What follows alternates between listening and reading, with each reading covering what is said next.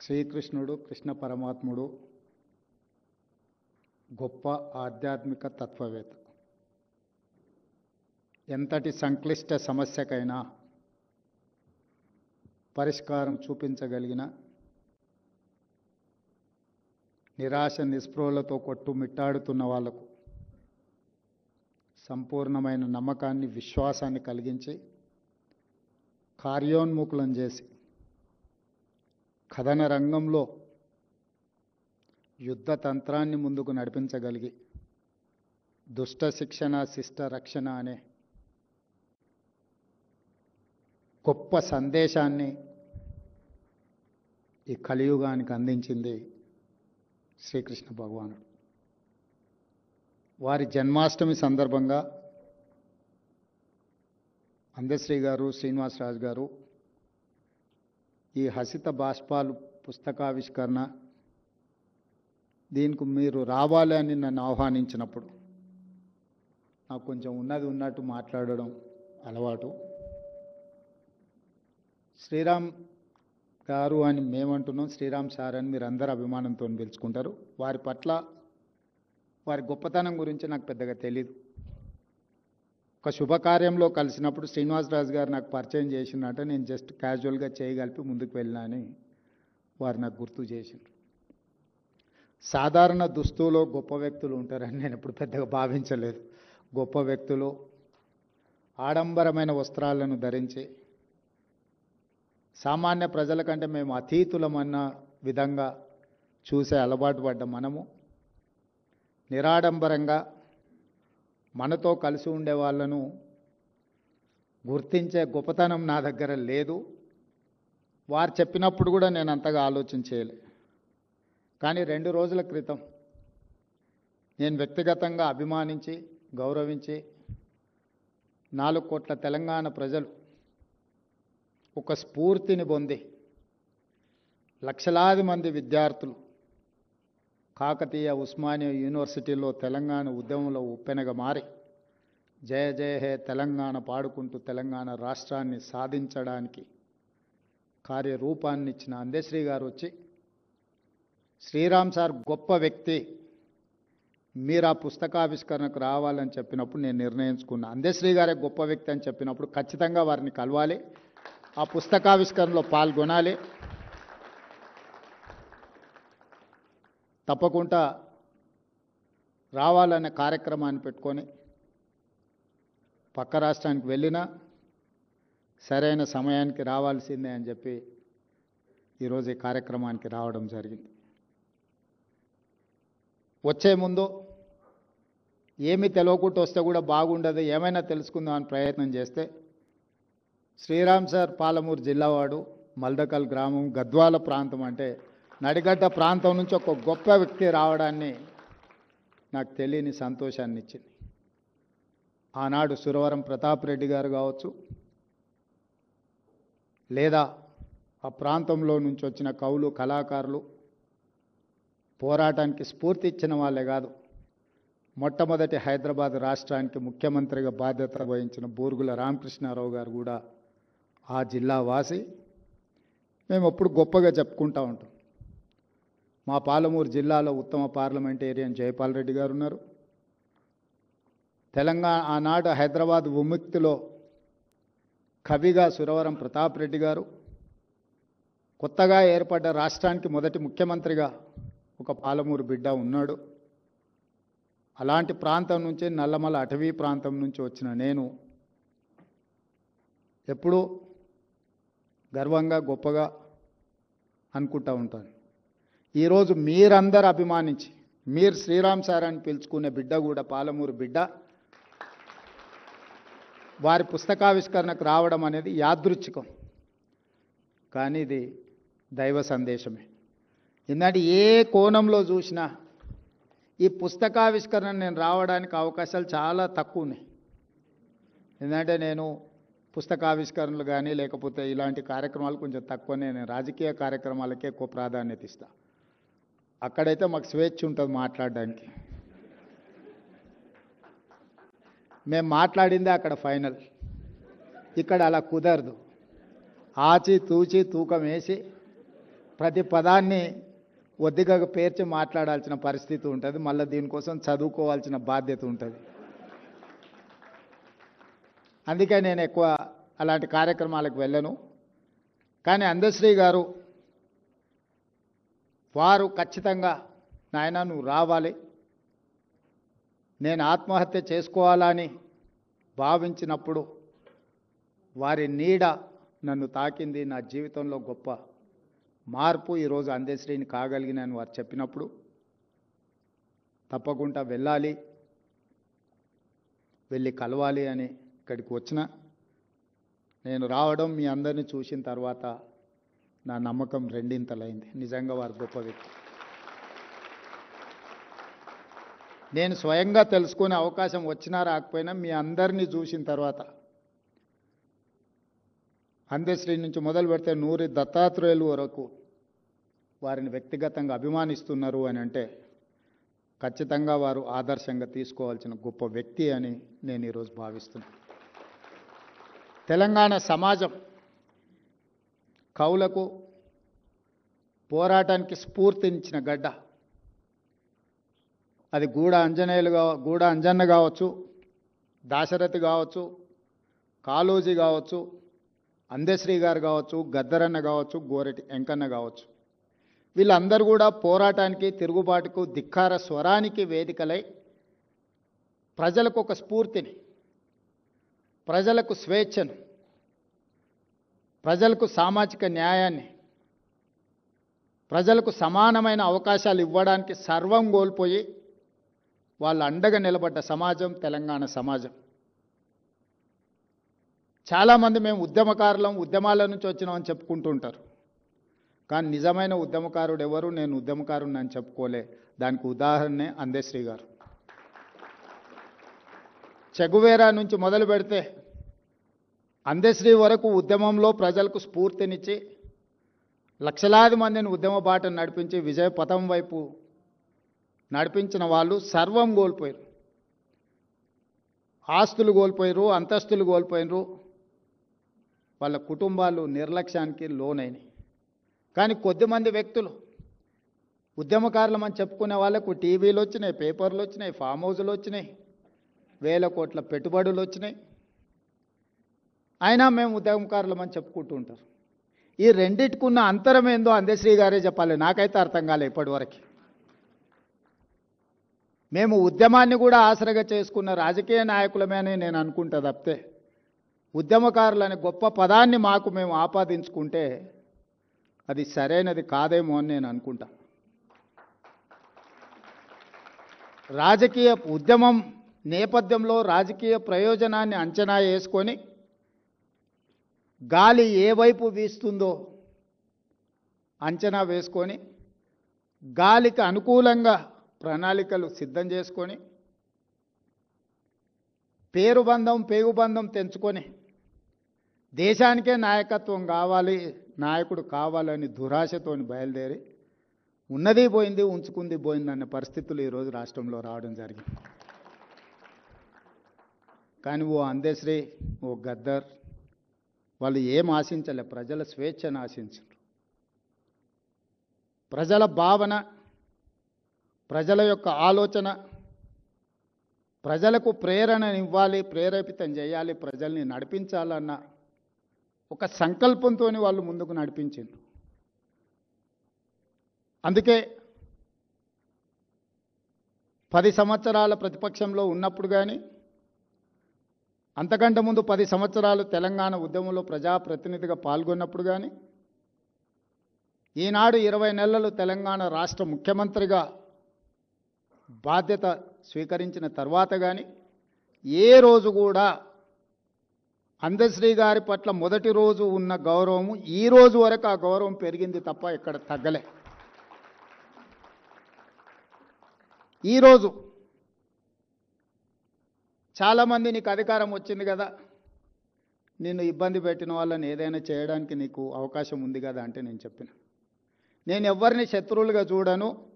నేను శత్రువుగా చూడాలంటే కూడా వాళ్ళకి ఆ గొప్పతనం ఉండాలి, ఆ స్థాయి కూడా ఉండాలి. నేను ఒక సామాన్యమైన గ్రామీణ ప్రాంతం నుంచి, వ్యవసాయ కుటుంబం నుంచి సరిగ్గా 17 సంవత్సరాలు 2006లో జిల్లా పరిషత్ మెంబర్గా ఇండిపెండెంట్గా గెలిచిన, 2007లో ఎమ్మెల్సీగా ఇండిపెండెంట్గా గెలిచిన, 2009లో మొదటిసారి ఎమ్మెల్యేగా గెలిచిన, 2014 రెండోసారి ఎమ్మెల్యేగా గెలిచిన, 2019లో పార్లమెంట్ సభ్యుడు, దేశంలోనే పెద్ద పార్లమెంట్ నియోజకవర్గమైన మల్కాజ్గిరి పార్లమెంట్ సభ్యుడిగా గెలిచిన, 2023లో తెలంగాణ రాష్ట్రానికి ముఖ్యమంత్రిగా కాగలిగింది.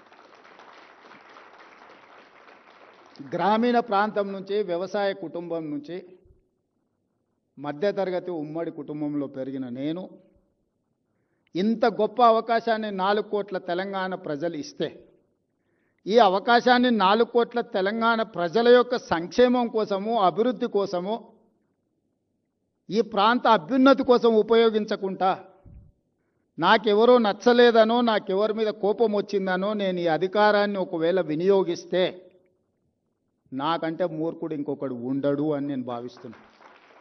అందుకే ఈ 20 నెలల్లో వాళ్ళు చేసుకున్న పాపాలకు వాళ్ళు పోతారని నేను కర్మ సిద్ధాంతాన్ని ఎక్కువ నమ్ముతా. మనం చేసుకున్నది మన ఎంబడి వస్తుంది, ఎవరెంత చేస్తే వాళ్ళకి అంత వస్తుంది, వాళ్ళు అనుభవిస్తారని నేను ఎక్కువ నమ్ముతా. నేను అప్పుడప్పుడు ప్రతి వారానికి ఒక్కసారి అయినా 1 గంట 2 గంటలో ఈ వారంలో ఏమేం చేసినా, ఏమైనా మంచి పనులు చేసినా, ఏదైనా కోపం వచ్చి రాజుగారు లాంటి వాళ్ళ మీద ఏమైనా కోపగించుకున్నానంటే దాన్ని బ్యాలెన్స్ చేయడానికి మళ్ళీ ఏదో ఒక ప్రయత్నం చేస్తా. అప్పుడప్పుడు వస్తుంటుంది. అనుకున్న పని అనుకున్న సమయానికి జరగకపోతే ఓసారి విసుగు వస్తుంది, ఓసారి అసహనం వస్తుంది, ఇంకోసారి కోపం కూడా వస్తుంది. ఆ కోపం వచ్చినప్పుడు ఎదురుగా ఎవరైనా ఉంటే వాళ్ళ దురదృష్టం, నా తప్పు కాదు అది. అందుకే నేను కోపం వచ్చినప్పుడు తక్కువ మాట్లాడతా, తక్కువ మందిని కలుస్తా. ఎందుకంటే నాకు కోపం వస్తే ఒక్కోసారి అది అట్లుంటుంది. అందుకే నేను కోపాన్ని ప్రదర్శించాలన్న ఆలోచనతో తెలంగాణ రాష్ట్రానికి ముఖ్యమంత్రిని కాలేదు. తెలంగాణ ప్రజలు పెద్ద బాధ్యత నా భుజాల మీద పెట్టినరు. ఏ హోదా నిర్వహించకుండానే, ఏ మంత్రి పదవి చేపట్టకుండానే ప్రతి స్థాయిలో స్థానిక సంస్థల నుంచి చాలామంది ప్రజాప్రతినిధులు 8 సార్లు 10 సార్లు 12 సార్లు అయిన వాళ్ళు కూడా ఉన్నారు. కానీ వాళ్ళు ఒకే చట్టసభలకు ప్రాతినిధ్యం వహించిన వాళ్ళు ఉంటారు. 10 సార్లు ఎమ్మెల్యేగా అయినట్టు 50 సంవత్సరాలు వాళ్ళు ఒక అసెంబ్లీలోనే ఉంటారు. కానీ నేను జిల్లా పరిషత్తులో, శాసనమండలిలో, శాసనసభలో, పార్లమెంట్లో, అన్ని చట్టసభలలో, వివిధ హోదాలలో తక్కువ సమయంలో 17 సంవత్సరాలలోనే ఇన్ని చట్టసభలలో పనిచేయడానికి నాకు ఒక అవకాశం వచ్చింది అని అంటే తప్పకుండా దీనికి ఏదో ఒక పర్పస్ ఉంది. దేవుడు నాకు ఒక అవకాశం ఇన్ని రకాలుగా ఇస్తున్నాడు అని అంటే ఈ సమాజానికి నా వైపు నుంచి చేయవలసింది ఎంతో ఉంది అని ఆ బాధ్యతతోనే ఈరోజు ముఖ్యమంత్రి పదవి నిర్వహిస్తున్న తప్పితే నన్ను ఇబ్బంది పెట్టినరానో, లేకపోతే నాకు నష్టం కలిగించినరానో, నాకు కష్టం కలిగించినరానో నేను ప్రదర్శించదలుచుకోలేదు. నా గెలిపేజాలు వాళ్ళ దుఃఖానికి, ఇంకంతకంటే బాధ ఆవేదన నేనేమియగలుగుతా వాళ్ళకి.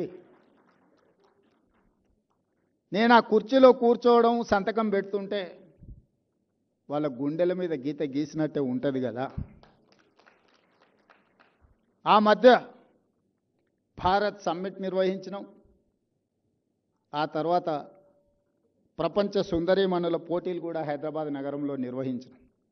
అప్పుడు కొంతమంది విమర్శించారు. వాళ్ళు పర్యటనకు వచ్చినప్పుడు కమాండ్ కంట్రోల్ రూమ్ కానీ, సెక్రటేరియట్ కానీ, ఇతర కట్టడాలన్నీ మేం కట్టినవే చూపించినావు కదా, నువ్వేం చేసినావు అని. పాపం వాళ్ళకి తెలియదు ఏంటంటే 109 దేశాల నుంచి ప్రపంచ సుందరీమణులు, ఆ దేశ ప్రతినిధులు వస్తే 109 దేశాల సుందరీమణులతో పాటు ఆ దేశ ప్రజల్ని జయ జయ హే తెలంగాణ గీతం నేను పాడించిన.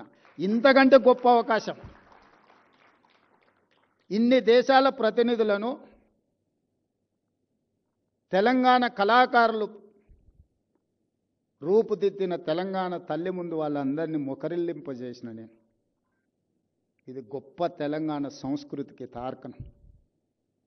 బిల్డింగులు కట్టడం, మా అందశ్రీ అన్న మేస్త్రిగా కూడా బిల్డింగులు కట్టగలడు. కానీ ఒక మేస్త్రి రాసిన జయ జయ హే తెలంగాణ గీతాన్ని 109 దేశాల ప్రతినిధులను నేను పాడించగలిగిన వాళ్ళకి ఆ భావనను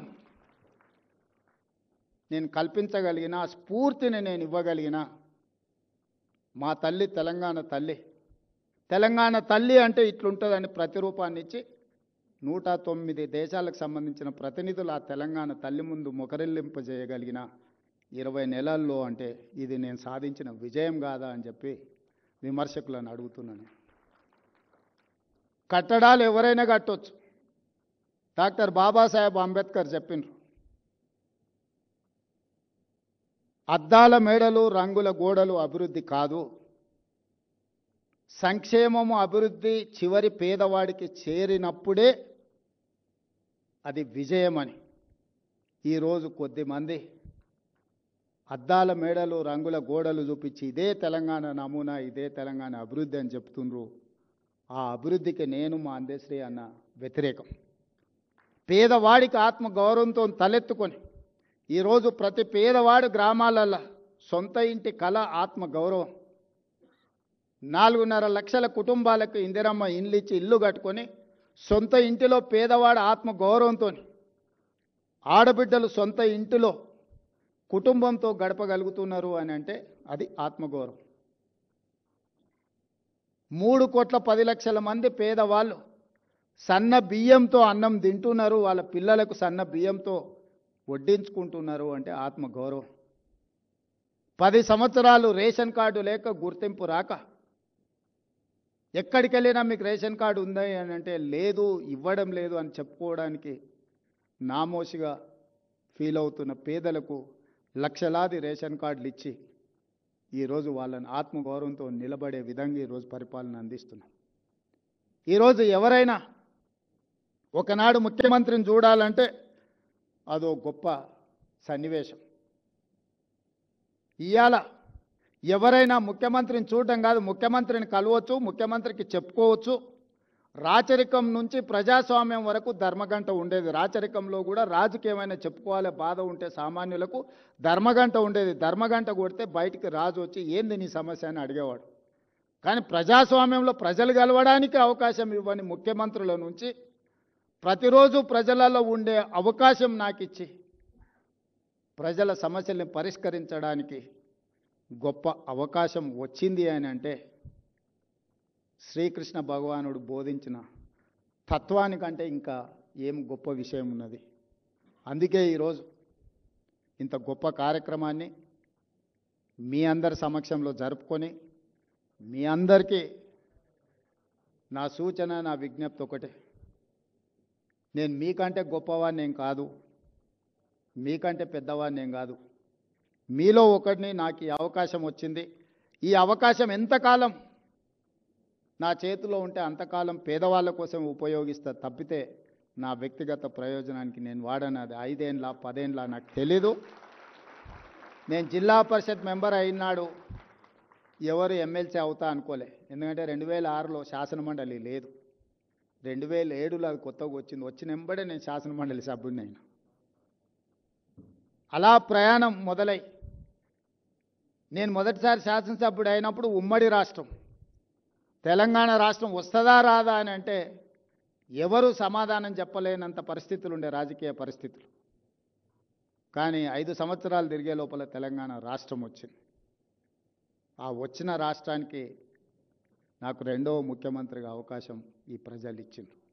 ఇవన్నీ కూడా ఊహించని సమాజంలో జరిగిన మార్పులు, ఆ మార్పులలో నాకు భాగస్వామ్యం ఉండడం, ఆ భాగస్వామ్యంతో ప్రజలు బాధ్యత ఇవ్వడం, ఆ బాధ్యతను ప్రజల కోసమే ఉపయోగించాలన్న ఆలోచన, ప్రజల సంక్షేమం కోసం, తెలంగాణ ప్రాంత అభివృద్ధి కోసం, మీ అందరి అభిమానం కోసం నిరంతరం నేను పని చేస్తూనే ఉంటాను. మీ అందరి ఆశీర్వాదం ఉండాలి, మీరు అందరు అండగా నిలబడాలి. ఈ తెలంగాణ రాష్ట్రాన్ని దేశానికి కాదు ప్రపంచంలోనే ఒక గొప్ప అభివృద్ధి చెందిన రాష్ట్రంగా అభివృద్ధి చేయాలన్న ఆలోచన నాది. ఈరోజు కేంద్ర ప్రభుత్వం భారత ప్రధానమంత్రి 2047 నాటికి $30 ట్రిలియన్ ఎకానమీ కోసం ప్రణాళికలు వేస్తున్నాడు. నేను ప్రధానమంత్రి గారికి నీతి ఆయోగ్లో చెప్పిన మా విజన్ డాక్యుమెంట్ను కూడా తెలంగాణ రైజింగ్ 2047 రాబోయే 10 సంవత్సరాలలో $1 ట్రిలియన్ ఎకానమీగా తెలంగాణ రాష్ట్రాన్ని తీర్చిదిద్దాలి. 2047కి $3 ట్రిలియన్ ఎకానమీగా, అంటే దేశ సంపదలో 10%ను కాంట్రిబ్యూట్ చేయాలనేది నా లక్ష్యం. 2047కి 100 సంవత్సరాలు పూర్తవుతుంది స్వతంత్రం వచ్చి. 2047 వరకు ప్రజా జీవితంలో క్రియాశీలకంగా ఉండి $3 ట్రిలియన్ ఎకానమీకి తెలంగాణను తీసుకెళ్లే వరకు నిరంతరం ప్రజల సమక్షంలో ఉండుకుంటూ పనిచేస్తానని మీ అందరు తెలియజేస్తూ సెలవు తీసుకుంటున్న మిత్రులారా, ధన్యవాదాలు.